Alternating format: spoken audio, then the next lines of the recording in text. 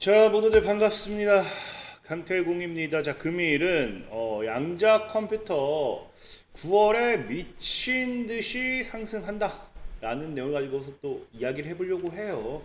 자, 지금 우리가 사 모아야 되는 이유가 뭔지, 9월 달에는 왜 또 상승할 수 있을지 지금부터 방송을 통해서 이야기해 보도록 할 테니까, 자, 방송 전 늘 말씀드리는 여러분들의 좋아요, 구독하기, 댓글까지는 너무나 많은 힘이 된다 말씀드리면서 오늘 방송 시작해 보도록 하겠습니다. 자, 일단은 최근에 또 여러분들 굉장히 좋을 거예요. 양자 컴퓨터 관련되는 섹터들 지금 전체적으로 다 강한 반등이 나왔습니다. 그러니까 이게 지금 다시 한번 상승 흐름을 잡고 가는 게 아니냐, 그런 기대감도 살아날 것 같고요. 자, 그럼 중요한 건 뭐냐고 하면은, 이 양자 컴퓨터가 이제 우리가 9월에 왜 상승하는가를 보기 위해서는 지금 양자 컴퓨터가 왜 오르고 있는가를 이해를 하셔야 돼요. 근데 중요한 거는 이 양자 컴퓨터가 오르는 이유가 사실상 지금 당장 지난 금요일에는 없었다라는 겁니다. 없었다.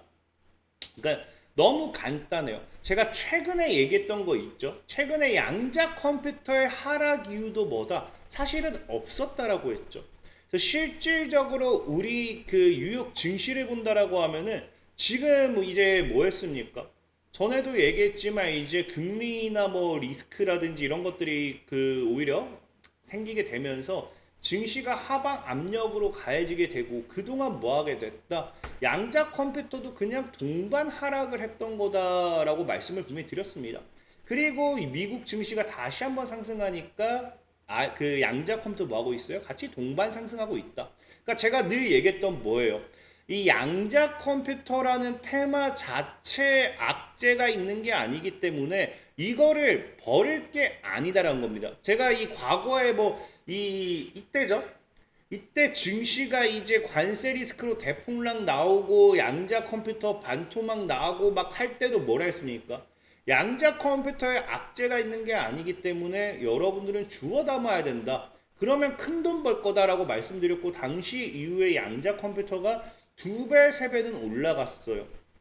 근데 지금도 역시나 뭐했다? 시장을 보시면 아시겠지만 너무나도 이쁘게 밑꼬리를 달아주면서, 이런 밑꼬리는 우리가 뭐라고 표현했습니까? 저가 매수라고 이야기를 했죠. 저가 매수. 그래서 저가 매수가 유입이 되면서 오히려 털리는 사람들만 털리고 돈 버는 사람들은 주워 담는다라고 말씀을 드렸습니다. 그리고 역시나 양자 컴퓨터 관련되는 섹터들도 최근 지난 일주일 내내 제가 얘기했던 것처럼 물론 악재라고 밀어붙이면 악재일 수 있는 게 실적 관련된 내용을 가지고서 밀어붙이고 나서 뭐했다? 살 사람들은 샀다라는 거예요. 샀다. 그럼 우리가 이제 여기서 중요한 거는, 사실 양자 컴퓨터가 지금은 이제 양자 컴퓨터가 아니에요. 왜?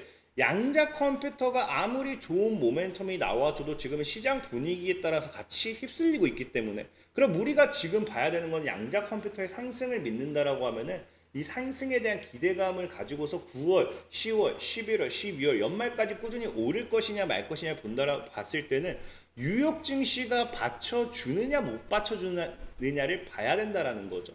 실질적인 과거 이제 양자 컴퓨터가 이제 작년 10월부터 강세를 보였던 이 시점도 뭐했다? 양자 컴퓨터와 별개로 뉴욕 증시가 상승장이었고 받쳐주었기 때문에, 양자 컴퓨터가 아무리 큰 호재가 나와준다 하더라도 이런 하락장이 나와준다고 하면 못 올라가요. 그렇기 때문에 지금 가장 중요한 거는 양자 컴퓨터 입장에서는 시장이 받쳐주느냐 올라가느냐 이 가능성을 놓고 봐야 된다는 거고, 지금 그렇게 봤을 때는 오히려 뉴욕 증시 같은 경우는 최근 지난 금요일 반등했던 것처럼 강한 상승에 대한 기대감이 살아나고 있다는 겁니다. 뭐 때문에? 바로 금리 인하 기대감이 생겼죠. 파월이 금리 인하에 대한 이 기대감을 만들어주면서 뉴욕 증시가 상승했습니다. 물론 다시 또 이제 이슈가 나오는 게, 주말 동안 하룻밤 만에 또 이 파월의 정책 변경 관련되는 발언과 함께 또다시 금리 인하 내용이 후퇴됐다, 이런 이야기는 있어요. 근데 저는 사실 금리 인하 관련되는 기대가 후퇴됐다라고 생각하지도 않는 게 뭐냐고 하면요, 일단은 지금 보다시피 현재 월가에서 이제 파월이 얘기하는 게 여전히 신중할 건데 뭘 보겠다? 고용 지표를 보겠다라는 거예요. 그래서 보다시피 지금과 같은 방향으로 데이터가 계속 나온다라고 하면은 금리를 내릴 수 있다라고 하는데, 이게 사실상 왜 금리 인하에 대한 이 기대감이 더 커지는 부분이 되냐고 하면요, 이제 9월 16일, 17일 당장 한 2, 3주 정도 남았죠. 그러니까 2, 3주 동안은 흔들 수 있어요. 근데 여러분들이 흔들리지 않았으면 좋겠다라고 이야기하고 싶은 게 뭐냐고 하면요, 이게 인플레이션이 아니라 고용 지표이기 때문입니다. 이제 인플레이션 같은 경우는 이제 그 연준이 예상하고 있는 게 2%대는 들어와야 이제 금리 인하를 할 거다 계속 얘기했잖아요. 근데 지난 이제 발표를 보니까 2%도 아니고 이제 2%랑 근접해야 되는데 갑자기 3.3%까지 꽁충 뛰어버리니까 금리 인하에 대한 기대감이 완전히 찬물을 엎었던 거예요. 끼얹었던 거예요. 근데 지금 뭐 했다? 연준 같은 경우 이제 고용 지표를 보고 결정하겠다라고 하잖아요. 그러니까 이걸 보고 결정하기 때문에 사실은 지금 뭐가 된다? 금리 인하 그냥 한다고 봐도 된다라는 게 뭐냐고 하면은, 자, 이게 지금 현재 이번 고용 지표입니다. 그러니까 고용 지표가 이번에 뭐 증가는 했죠. 그러니까 원래 이게 이런 식으로 고용 지표가 박살이 나면서 24년도에도 이제 금리 인하가 나와야 되는데 굳건하게 이제 고용 지표가 계속해서 증가합니다. 그러니까 이 어쨌든 이 미국 내 이제 시장은 굳건하다, 받쳐준다, 뭐 이런 느낌이었죠. 그러니까 금리 인하에 대한 기대감이 계속 벌어질 수밖에 없었던 건데, 올해 들어서 다시 좀 줄어드나 싶었더니 또 반등을 해요. 그러니까 또 금리 인하 기대감이 또 멀어져요. 왜? 아니 경기가 힘든 게 아니라 굳건하게 받쳐주니까. 근데 이번엔 진짜 금리 인하에 대한 기대감이 커졌던 게 이거죠. 완전 고용 지표가 박살났습니다. 당시가 이제 16,000, 14,000 이렇죠. 그러니까 완전 박살나서 금리 인하 기대감도 이제 좀 생기는가 싶었더니 이번에 또 증가를 하긴 했어요. 그래서 다음 달 고용 지표를 본다라고 하지만 여기서 또 증가를 해버리면 어렵겠다라고 생각할 겁니다. 근데 저는 개인적으로 여기서는 증가보다는 하방 압력이 하락이 더 클 수밖에 없다라고 보는 게 뭐냐? 일단 전체적으로 보다시피 평균값이 확 줄어든 건 우리가 눈에 보입니다. 눈에 보이는데 중요한 건 여기도 나오지만 이번 고용 지표가 늘어났던 게 뭐냐고 하면요, 이제 어쨌든 계속 감소했어요. 진짜 계속 감소했습니다. 감소했는데 의료와 사회복지 부분에서 늘어나고요. 연방정부 일자리는 오히려 감소했어요. 감소. 그래서 이제 의료와 사회복지라고 하지만 이게 사회복지를 엮이면서 교육이라든지 숙박, 레저 뭐 이런 것들이 많이 엮이게 돼요.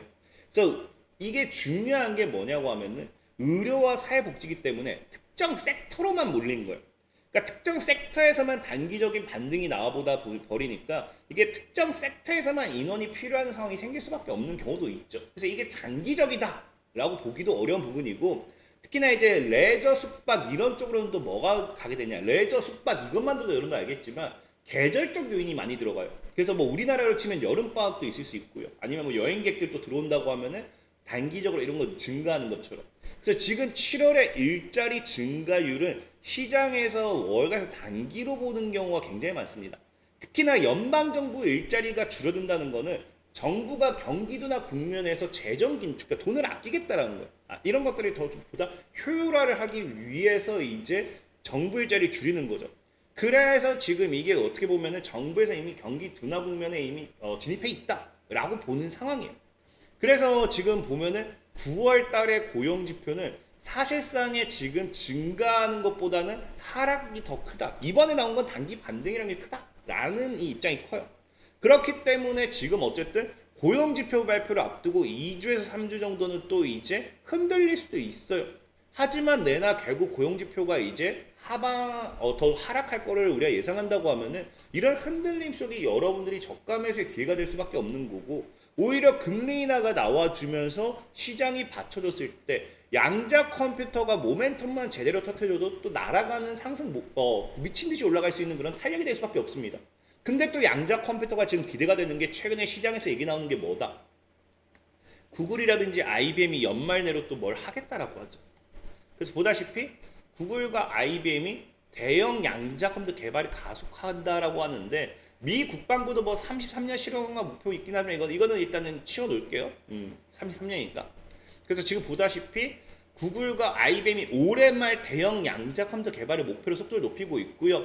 파이낸셜 타임스에 따르면은 구글은 최근 오류 수정 문제 해결에 진전을 보이며 상용화 가능한 양자 하드웨어 한 발에 더 다가섰습니다. 그래서 IBM 역시 대규모 양자 컴퓨터 설계 격차를 배우는 새로운 청사진 로드맵을 발표하면서 뭐 이런 이야기를 하면서 연말까지는 또 뭔가를 개발하겠다라는 발표가 꾸준히 나오고 있어요.